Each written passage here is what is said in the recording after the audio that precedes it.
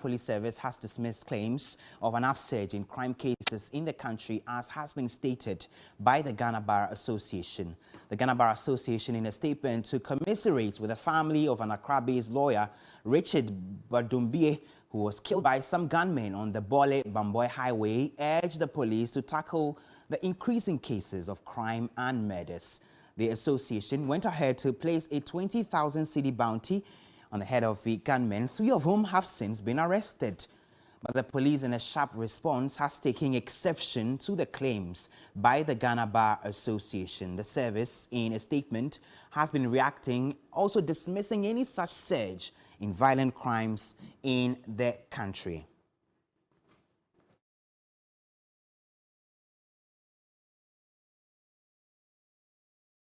In the last few hours, the police has been taking on the Ghana Bar Association and some claims they've made with respect to the seeming surge in violent crime cases in the country and subsequent killings as well, also on the back of the killing of the lawyer. Let's take you through some of the details in that rebuttal from the Ghana Police Service to the Ghana Bar Association. So the police service says there's been no upsurge in crime cases as far as they're concerned.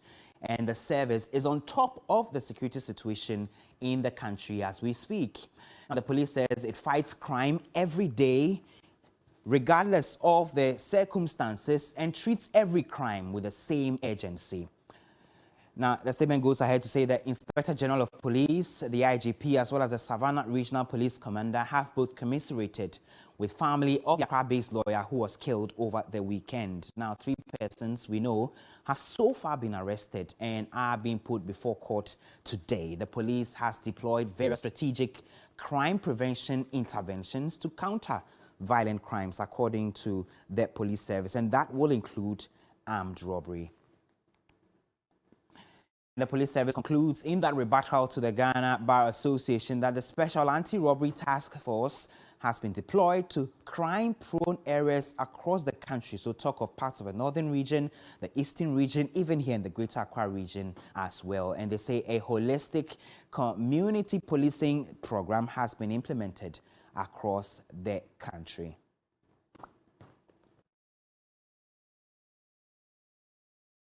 Security analyst Dr. Adam Bona, Chief Executive Officer of Securities Warehouse, is joining us for a conversation. Thank you, Dr. Bona, for joining us. So this appears to be like a direct response to the Ghana Bar Association by the Ghana Police Service, in which it is stating that there's been no upsurge in crimes as far as they're concerned. You, as a watcher in the space, would you rather the police get down to business to deal with the issues of unresolved crimes that they exist, or engage in what appears to be a war of words with the Ghana Bar Association and others?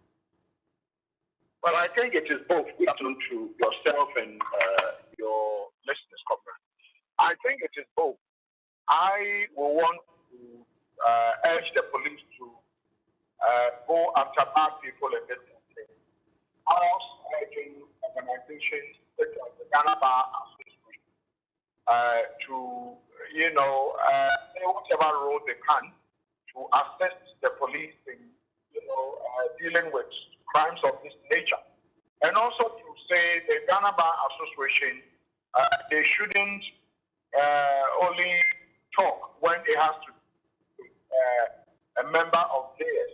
Condolences to the young man, the young lawyer shouldn't have died this way. But I am, worried that they have to take one of their own before they found their body, which I find very disturbing.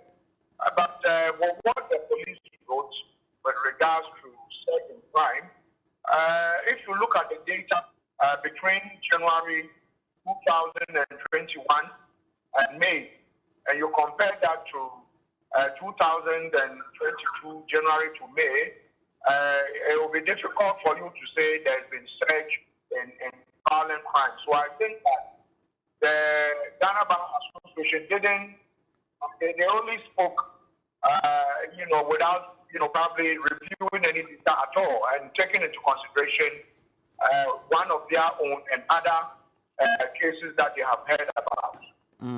But some will say, for example, that we shouldn't completely dismiss, the Ghana Bar Association's concerns because per the police's own, statistics, crime statistics from January to June 2021, they name at least 3 of the top most reported violent crimes, during the period. Murder and manslaughter topped the list. Then armed robbery, as well as aggravated assault, violent crimes reported also increased by 40.8%. And the reported associated deaths also increased, by some 53.7%. So per the police's own statement of the period sometime last year, between January to June 2021, there appear to be some upsurge. So where is the contradiction now?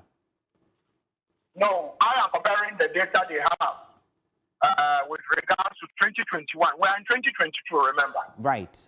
So I'm looking at the data the same time last year and the data the same time this between two periods, but then different times. And so what I'm talking about is that if you take 6 months, you take between January and May, which is 5 months.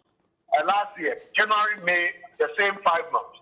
When you compare the data, it tells you crime rate or violent crimes have reduced significantly, and then also the success rate with regards to catching bad armed robbers has improved.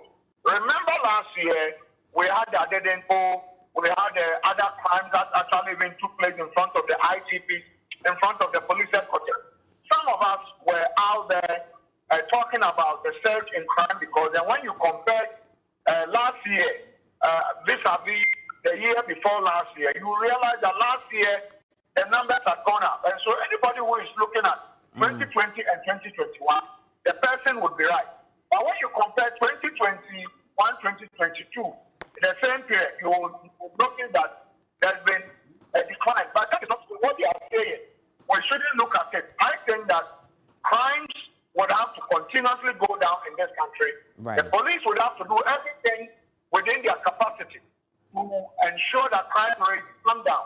And, so that at the end of the day, if Ghana becomes a better place, all of us probably would enjoy the country. But I would say that there should be more investment into the sector. Policing still requires, a humongous amount of resources going into it. But unfortunately, what has come in, even though I would say is, something that one can say is okay, but it is not anywhere closer to what probably would help this country with regards to fighting, the kind of crimes we are beginning to see. Okay, Dr. Bonham, before I let you go, we know in the last few years there's been a number of unresolved cases that the police, has not yet gotten closure to, and I'll be displaying on the screen in a short time some of those high-profile cases. It involves lawyers, involves politicians, members of parliament, some whom were killed in cold blood in their homes, others returning from campaign, for example, and we also have Ahmed Swale, journalist who was also killed, not too long ago. So when you see all of these unresolved cases, you put that side by side, the incidents that are happening now, then it gives people the cause to believe that nothing would happen in the end. Well, yes, if you look at what has happened in the past and you look at what is happening now, then, you will not be far away from saying that chances are that nothing would happen. But I do believe that with the advent of the new way the Ghana police intends to work, with what I know, I do think that if they are resourced, as we speak, most police regions don't have homicide units. So when someone is killed, let's say in Kepos, you need the homicide unit of the Ghana Police Service to move from here to the central region. Every hour that goes by after a murder it happens, you lose a lot of clues. And so I think that we have to really look at the whole architecture of policing and say, where can we find the needed resources to go into it?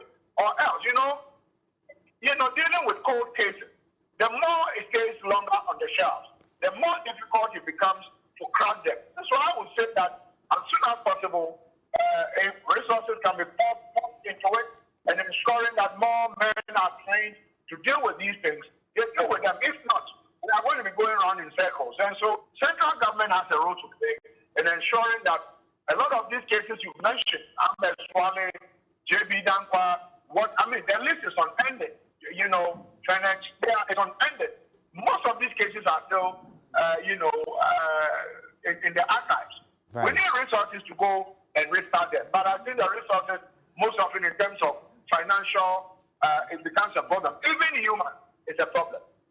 Thank you very much, Dr. Adam Buna, security analyst. They're helping us with this conversation. And, you know, in the course of time, if you get to our social media platforms, we've put together a composite, document on some of these unresolved cases, the years, the murders happened, and where we are up until now. We will have all of that on our social media platforms. You can head there. You can find all of those.